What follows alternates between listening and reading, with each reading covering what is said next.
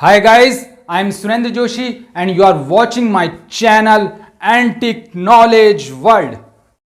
खंड ए ब से हमारा कंप्लीट हुआ तो खंड द की तरफ बढ़ते हैं हम। खंड द यानी सेक्शन डी। इसमें क्या होगा, इसमें 3 सवाल आपके पास आएंगे, तीनों 4-4 नंबर के होंगे। देखो नंबर 4-4 है, इसलिए आपको सावधानी से अच्छी तरह से करने हैं और बहुत ही आसानी से अच्छे नंबर आप ला सकोगे। 4×3 12, 4×3 12 मार्क्स आपके इजीली आ सकते हैं। देखो कैसे, क्योंकि है ना ये 3 सवाल आपको 3 नहीं होंगे क्या 6 सवाल होंगे। 6 में से कोई 3 करने हैं। हर सवाल के साथ एक अथवा दिया हुआ आएगा और दिया हुआ आएगा और तो दोनों में से कोई आपको चूज करना है। 2 सवाल में से कोई एक चूज करना है, इजीली आप कर सकोगे। अगर एक सवाल नहीं आता तो दूसरा तो आएगा ही आएगा। देखो किस तरह से करते हैं। तो हमारा है 21वां सवाल, ये 21 से स्टार्ट होगा। 21, 22, 23 3 सवाल होंगे आपके पास, ठीक है। अब ये 21वां सवाल, 21वां क्या है, ये आपके पास दिया हुआ है समीकरण, दूसरा ये समीकरण दिया हुआ है। इसको आपको क्या है, ग्राफ बनाना है और इसका आंसर निकालना है, मान ज्ञात करना है आपको। तो कैसे करोगे, सबसे पहले समीकरण को 1 मान लो और दूसरे समीकरण को 2 मान लो, ठीक है। पहले वाला जो 1 है उसमें क्या करना है, y रहने दो, 2x को उधर की तरफ लेके गए तो 6 - 2x। देखो 2x को पक्षांतरण से उधर की तरफ लेके गए, ये हो गया 6 - 2x, ठीक है। 6 - 2x। उसके बाद आपको x के मान सोचने हैं और डालते जाने हैं। कुछ भी मान डाल सकते हो आप आसानी से, पर यह समीकरण को इस तरह से करना है, इसमें मान इस तरह से डालने हैं ताकि आपके ग्राफ में आप आराम से कर सको, क्योंकि ये ग्राफ बनानी है इसकी, ठीक है ना। तो हमने x बराबर 0 लिया, x को यहां जो समीकरण हमारी निकली उसमें 0 रख दिया, x की जगह 0 रख दिया, ये 0 हो गया पूरा। 6 बचा तो ये आंसर आ गया 6, यानी y की वैल्यू 6 निकली। x की 0 थी तो y की 6 हो गई। अब यहां पर x की जगह 1 लिया, पहले 0 लिया तो आप 1 ले लेते हैं, 1 रख दिया यहाँ x की जगह। यहाँ 2 1 जा 2 और 2 6 में से 2 माइनस किया तो 4 बचा, यानी y की वैल्यू 4 बच गई आपके पास। ये x की 1, ये y की 4, ठीक है। ये x की 2 रखा, अब यहां पर x की वैल्यू 2 रख देते हैं। 2 2 जा 4, 6 में से 4 माइनस किया तो 2 बच गया। इस तरह से ये x की रखी और 0, y की 6, x की 1, y की 4, x की 2, y की 2। इसको हमने सारा इस बॉक्स में डाल दिया। देखो इस बॉक्स में ये वाली वैल्यू को डाला गया है, 0 1 2 0 1 2 6 4 2 6 4 2। इस तरह से इसको डाल देना है, एक बॉक्स बना लेना है, ठीक है। इसी तरह से दूसरी समीकरण लो गया। दूसरी समीकरण में 2x रहने दो, 3y उधर लेके चले जाना, तो माइनस का 3y उधर जाके प्लस का 3y बन गया। अब ये 2 इसके नीचे डिवाइड की जगह लग गया। अब आपको क्या करना है, यहाँ पे y की वैल्यू डालते जाने, उसमें हमने x की डाली, अब यहाँ पे y की वैल्यू डाल दो। y की 0 रखो, यहाँ 0 रखी तो ये पूरी 0 बन गई। 2 का 2 में डिवाइड करोगे तो 1 आ जाएगा आंसर, ठीक है ना। 2 1 जा 2 होता ही है, ठीक है। ये आ गया, यानी 2 में 2 का भाग दोगे तो एक बार चला जाएगा। अब यहाँ y की जगह 2 रखा है, यानी यहाँ पे हमने 2 रख दिया। 3 2 जा 6 हो गया, यहाँ 2 है, 2 और 6 8 होता है। 8 में 2 से डिवाइड करोगे तो 4 आ जाएगा, इस तरह से 4 आ जाएगा ये। फिर उसके बाद अब आपने y की वैल्यू -2 रखी, यहाँ -2 रख दी, तो यहाँ पे 3 2 जा 6 माइनस का हो गया और ये 2 है। देखो इसमें अंतर क्या है, अंतर से कितना है, ये प्लस का है, यहाँ प्लस का था तो प्लस का आ गया, यहाँ माइनस का है तो माइनस का आ गया। अब यहाँ पे 6 में से 2 माइनस किया तो माइनस का 4 आएगा, और माइनस के 4 में 2 से डिवाइड करोगे तो माइनस का 2 आ जाएगा। इस तरह से इसका आंसर आ जाएगा। अब इसको भी आप बॉक्स में डाल दोगे। यहां y की 0 2 -2 है, ये y की 0 2 -2, और इधर x की 1 4 -2 है, ये 1 4 -2 है। ये सारी इधर वाली तो x की वैल्यू बनाई हमने और ये y की वैल्यू है। इस तरह से ये दो बॉक्स हमारे पास तैयार हो गए। इन दो बॉक्स से हम ग्राफ बनाएंगे।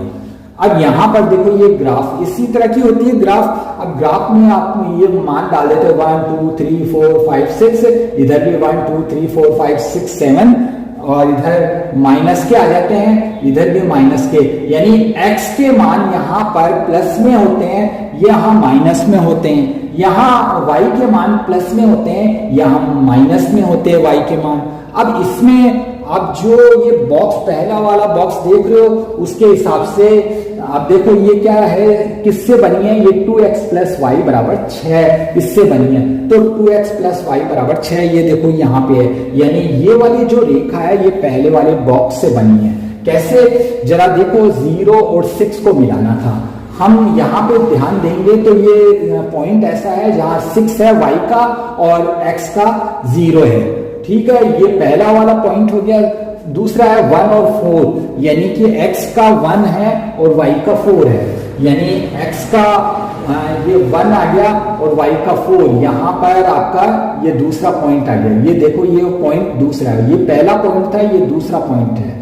दूसरा पॉइंट 1 और 4 है, ये 1 और 4 है। फिर उसके बाद तीसरा पॉइंट 2 और 2 है, यानी कि x का भी 2 होना चाहिए, y का भी 2। ये देखो ये 2 इधर y का 2, ये x का 2, ये 3 बिंदु हो गए, 1 2 3, 3 पॉइंट हो गए आपके पास। इन 3 पॉइंट को लाइन से खींच लेना है, यानी इससे आपको एक लाइन ड्रॉ कर देनी है, एक रेखा खींच देनी है, सीधी सीधी खींचनी है, स्केल से खींचनी है। तो इस तरह से ये खींच दोगे आप, ये आपकी पहली समीकरण की रेखा तैयार हो गई है, ठीक है। इसी तरह से दूसरे बॉक्स को देखोगे, दूसरा बॉक्स का मतलब है ये दूसरा वाला समीकरण। इस दूसरे वाले समीकरण से आप ये बनाया था आपने बॉक्स, इससे आप ये वाली लाइन, दूसरी वाली लाइन ड्रॉ करोगे।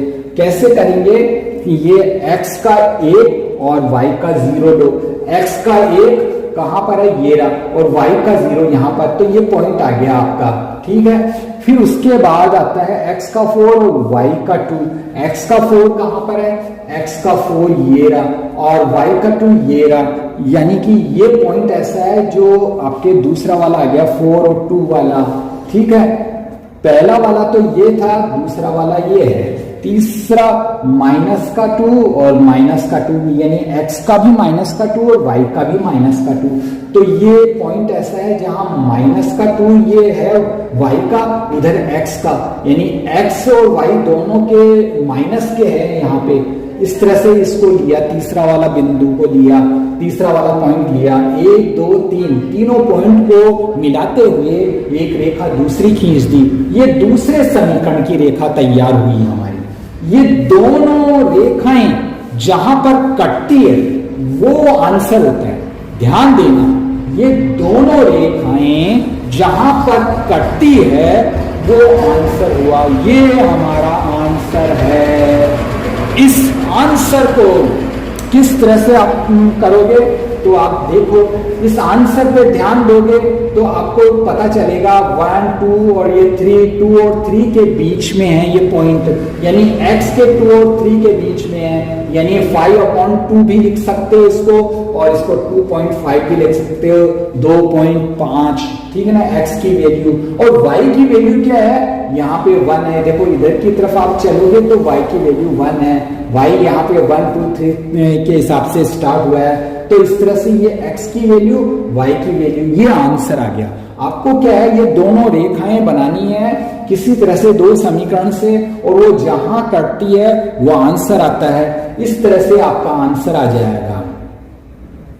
अब सवाल नंबर 22 की तरफ देखते हैं।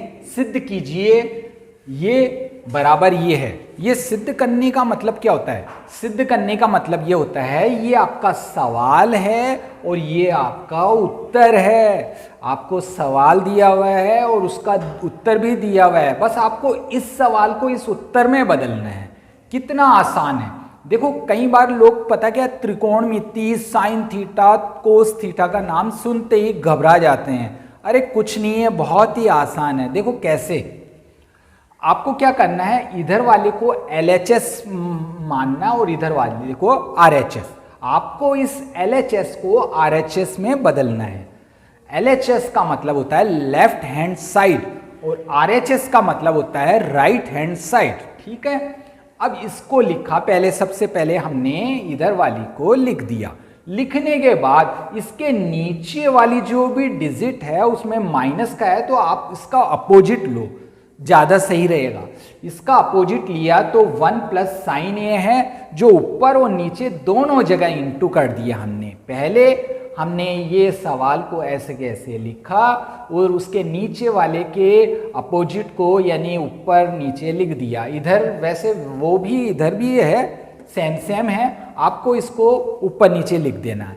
लिखने के बाद अब आप इन दोनों को इंटू करोगे। इंटू करने का मतलब है ये 2 बार है, ऐसे कैसे एक जैसा तो स्क्वायर में आ जाता है दोनों, और ये एक माइनस का एक प्लस का है तो यहाँ पर क्या है a प्लस बी और a माइनस बी का फॉर्मूला लगेगा। a प्लस बी और a माइनस बी दोनों को इंटू करते हैं तो a स्क्वायर b स्क्वायर बनता है, यानी एक का स्क्वायर है, एक का स्क्वायर तो एक ही होता है, और साइन a का साइन स्क्वायर a, यानी कि ये a स्क्वायर b स्क्वायर से इन दोनों का इंटू ये आ जाएगा। एक का यानी a का स्क्वायर, ये b का स्क्वायर, इस तरह से ये बन जाता है। ठीक है, इसको जब आप देखोगे तो साइन के अंदर है 1 माइनस साइन स्क्वायर ए, इसको आपको क्या करना है कोस स्क्वायर ए में बदलना है। कैसे? साइन स्क्वायर ए कोस स्क्वायर ए बराबर 1 है, ये सूत्र है। इससे हम देखेंगे तो कोस स्क्वायर ए को ऐसे ही रहने दो, साइन स्क्वायर ए को उधर ले जाते हैं तो 1 माइनस साइन स्क्वायर ए होता है, यानी कि कोस स्क्वायर ए बराबर है 1 माइनस साइन स्क्वायर ए। अब आप 1 माइनस साइन स्क्वायर ए की जगह कोस स्क्वायर ए लिख दो। ये देखो ये यहाँ तक ये यहाँ तक पहुँचा, उसके बाद नीचे आया यहाँ पर। ठीक है, अब इसका करोगे तो ऊपर वाला ऐसे कैसे लिख दिया हमने, कुछ भी चेंज नहीं किया, और नीचे वाले का क्या किया 1 माइनस साइन स्क्वायर ए का कोस स्क्वायर ए में बदल दिया, क्योंकि हमने पहले से ये बना रखा है। ठीक है, अब इसके बाद ये रूट है, यहाँ पे ये देखो रूट साथ में चल रहा है तो रूट को अब भी तो हटाना हमें, तो रूट को हटाने के लिए स्क्वायर और रूट को कैंसिल कर दिया करते हैं। ऊपर का स्क्वायर से ऊपर का रूट कैंसिल हो गया और नीचे के स्क्वायर से भी रूट कैंसिल हो गया। इस तरह से रूट को देखो कैंसिल कर दिया हमने, रूट को इस तरह से कैंसिल किया हमने, तो ये आ गया इसका बिना रूट के और बिना स्क्वायर के, ये बिना स्क्वायर के और बिना रूट के। देखो आंसर कुछ भी नहीं, इसका इसमें जमा दिया। जमाने के बाद अब इसका क्या है, ये कोस ए है ना, ये 1 के नीचे भी ये होता है, साइन के भी नीचे भी होता है, यानी नीचे वाली डिजिट सबके होती है ऊपर वाली के। तो इस तरह से हमने जमा दिया 1 अपॉन कोस ए और साइन ए अपॉन कोस ए, इस तरह से ये हुआ। अब 1 अपॉन कोस ए, इसको हम लिखेंगे सेक ए। ये देखो ये सेक ए के बराबर है, और साइन ए अपॉन कोस ए ये है टेन ए के बराबर। इस तरह से ये सेक ए टेन ए ये आ गया आपका RHS यानी उत्तर। हमने जो सवाल जहां से स्टार्ट किया था उस जिसका उत्तर जो लाना था वो लेके आए। लेफ्ट हैंड साइड को राइट हैंड साइड में चेंज करना ही प्रूव करना होता है, सिद्ध करना होता है, जो कि हमने कर लिया। अब सवाल नंबर 23 की तरफ देखते हैं। ये आयु दी हुई है, ये रोगी है, ठीक है। अब इसमें क्या है, इस जो लेटी हुई है उसको खड़ी कर दी हमने। ये जो भी डिजिट हमें दी हुई है, क्वेश्चन में दी हुई है, उसको खड़ी कर दी हमने। खड़ी करने के बाद हम देखते हैं कि इससे यानी F में ये जो रोगी दिए हुए इसको हमने F लिया है, यानी बारंबारता में लिया है। ये बारंबारता में सबसे बड़ी बारंबारता तो देखेंगे तो 23 है, यानी 23 है। ये 23 जो बारंबारता है उसके नीचे लाइन करते हुए पूरी रेखा खींच देंगे। इससे हमें सारी चीजें पता चल जाएगी कि हमें किस तरह से सूत्र में क्या क्या डालना है, कैसे करना है। ठीक है, देख लो वापस मैं रिपीट कर रहा हूं। ये जो बारंबारता दी हुई है इसी को लिखा मैंने, ये मैंने कोई अलग से कुछ नहीं किया है। जो संख्याएं यहां पे लिखी हुई थी उसी को मैंने ऐसे लिखा है। लिखने के बाद इसमें सबसे बड़ी संख्या को लिया और उसके नीचे एक लाइन खींच दी। खींचने के बाद ये जो संख्या है ये F1 कहलाती है। इसके पहले वाली को F0 कहते हैं और इससे बाद में F2 आता है। देखो कुछ नहीं, ये बड़ी वाली है जो 1 है, ठीक है, हमने जो मानी है उसके पहले 1 के पहले 0 ही तो होता है, तो ये 0 हो गया। और उसके बाद में क्या आएगा, 1 के बाद क्या आएगा, ये 2 आता है। 1 के बाद तो सिंपल ही है, बात है कि 1 के बाद तो 2 ही आएगा। और अब आपके यानी 0 1 2 ये हो गया सीक्वेंस में F के मान। अब यहां पर आता है L है क्या वाला, सबसे पहली डिजिट को देखो यहां पे क्या है 35, ये है L। उसी लाइन में जो लाइन हमने खींची है उस लाइन में सबसे पहली डिजिट है ये 35, ये है हमारा L। H क्या है, वो वर्ग अंतराल है। इसमें देखो इसी में ये वर्ग अंतराल यानी 35 और 45 के बीच में अंतर कितना है, दोनों के बीच में, यानी 45 में से 35 घटाओगे तो 10 आएगा। वैसे तो सब में 10 आएगा, ध्यान दोगे तो सब में अंतर वही है। फिर भी हम अगर हम इसकी तरफ देखते हैं, क्योंकि हम इसकी कर रहे हैं ना, तो इसमें 10 का अंतर है। हमारे पास L है, H जो 10 आ गया है, F0 है, F1 है, F2 है, सब चीजें हैं। अब सूत्र देखते हैं, बहुलक का सूत्र ये रहा हमारे पास। इसमें L भी है, F1 भी है, F0 भी है, F1 है, F0 है, F2 है, H है, वही सब चीजें हैं जो हमने पता करी है, सवाल में से पता करी। ये देखो यही सवाल, इसी को ऐसे लिखा, इसमें से ये पता किया, पता करके लिख लिया। लिखने के बाद बहुलक में जहां L कहता है वहां L की संख्या लिखी, F1 कहता है F1 की संख्या लिखी, F0 कहता है तो F0 की संख्या लिखी। 2F1 में 2 को लिखा, फिर F1 को लिखा, ये F1 को लिखा, साथ में ब्रैकेट में लिख दिया। F0 ये 21 जो यहां से लिखी, F2 ये F2 14 है, ये लिख दी। जैसा सूत्र कहता है वैसा करते गए हम, ठीक है। अब यहां पर 2 को 23 से इंटू करेंगे तो 46 आता है, ठीक है। और 21 और 14 को प्लस किया, दोनों माइनस किए, दोनों अलग से प्लस किया तो 35 होगी। और ऊपर 23 में से 21 माइनस किया, 23 में से 21 घटाए तो 2 आ गए। ये 10 ऐसे कैसे लिख दिया, ठीक है। अब यहां पर ये देखो 35 ऐसे कैसे आता जा रहा है, आगे से आगे उसी डिजिट को लिख रहे हैं, कुछ चेंज नहीं आ रहा है उसमें। फिर उसके बाद आता है 46 में से 35 माइनस किया तो 11 आ गया। अब आपको 35 को 35 लिख लेना है और ये 20 में 11 से डिवाइड करेंगे तो 1.8 आता है। इन दोनों को प्लस किया तो 36.8 आया। तो इस तरह से हमारा जो बहुलक है वो ये आया, बहुलक का आंसर है। माध्य कैसे है वो फिर मैं आपको बताता हूं। अब सवाल नंबर 23 में हमें माध्य ज्ञात करना है। माध्य ज्ञात करने के लिए ये जो हमारे पास दी हुई है आयु और ये रोगी, इसको ये जो लेटा हुआ है इसको खड़ा लिख देते हैं हम, ठीक है। ये आयु हो गई और ये रोगी हो गया।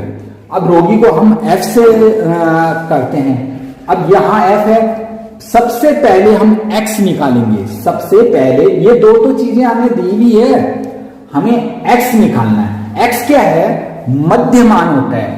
ये जो दिया हुआ है उसका मध्यमान, यानी 5 और 15 के बीच में क्या आता है, 10 आता है।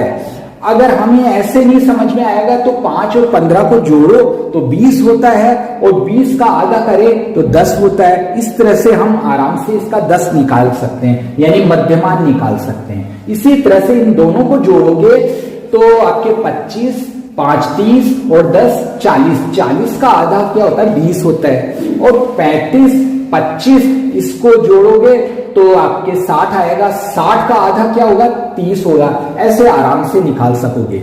एक तरीका तो ये बिल्कुल आसान ही है कि आपको इनको जोड़ना है और 2 से भाग लगा देना है या आधा कर देना है, ये x निकालना है।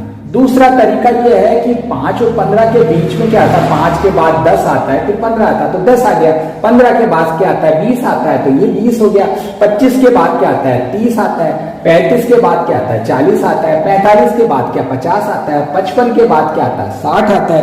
देखो किस तरह से ये x लेके आए, ये x आ गया, ये f आ गया। अब हमें क्या करना है, f और x दोनों का गुणा करना है। गुणा करेंगे तो fx आ गया, तो ये fx कैसे होगा, 6 को 10 से इंटू करेंगे, 6 को 10 से इंटू करने में 6 10 जा 60 हो गया, ठीक है। 11 को 20 से करना है तो 11 को 2 से ही कर दो, 22 हो गया और ये 0 लगा दिया। इसी तरह से 21 को 3 से कर दिया, 63 आया, 0 लगा दिया। 23 को 4 से किया, 92 आया, 0 लगा दिया। इस तरह से ये सारी की सारी डिजिट आ जाएगी आपके। जब ये fx आ गया, fx क्या है, f और x का गुणा होता है, इन दोनों का गुणा कर करके निकाला गया है। ये जब सारे निकाल दिए तो इसकी जोड़ ये आ गई सिग्मा fx, और इसकी जोड़ करेंगे तो सिग्मा f होगी। अब यहां पर माध्य ज्ञात करने का सूत्र ये है, x बार और equal to sigma fx upon sigma f। अब यहाँ पे सिग्मा fx क्या है, सिग्मा fx ये दिया हुआ है, ये डिजिट है, इसको ऊपर लिख दिया, और सिग्मा f क्या है, ये डिजिट है, ये हमने जोड़ करी थी, ये लिख दी, यानी इसकी जोड़ ऊपर लिख दी, इसकी जोड़ नीचे लिख दी। अब यहां पर इससे इसको डिवाइड कर दो, डिवाइड करोगे तो ये आंसर आ जाएगा। ये आंसर को हम 35.375 है ये, तो आपको 2 डिजिट तक ही लिख देना है, तो माध्य ये आ गया 35.37। अब आप 37 की जगह 38 भी लिख सकते हो, क्योंकि 5 है, 4 से बड़ी डिजिट है तो 38 भी लिख सकते हो। इस तरह से आपके माध्य आ गया। आपको माध्य ज्ञात करना था, ये माध्य भी आ गया। सब्सक्राइब सब्सक्राइब सब्सक्राइब कर दो सब्सक्राइब, लाइक करो और शेयर करो, अरे लाइक करो और शेयर करो।